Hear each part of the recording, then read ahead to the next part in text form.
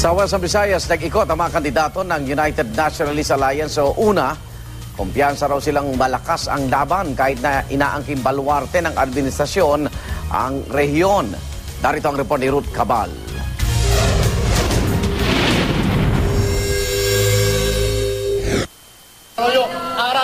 Sa nakilalang football capital of the Philippines sa Barotac Nuevo sa Iloilo, ginawa ang rally ng UNA para sa mga senatorial at lokal na kandidato nila sa probinsya. Ito kasi ang hometown ng kandidato nila sa pagkagobernador na si Representative Ferge Biron. Ang kanyang running mate si dating Congressman Rex Suplico na kinampanya pa nga ng isang paraglider.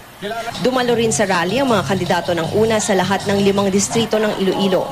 Nandun din ang mga UNA senatorial candidate na sina Nancy Binay, Tingting Cojuangco, JV Ejercito, Jack Enrile, Richard Gordon, Ernesto Maceda at Mitos Magsaysay.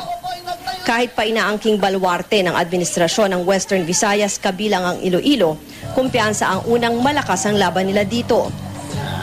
Pag hindi na, kasi si Governor Biron, Governor Garcia, yung ibang mga kandidato sa local elections, nakasama nila noon, sa dismaya, wala na sa kanila.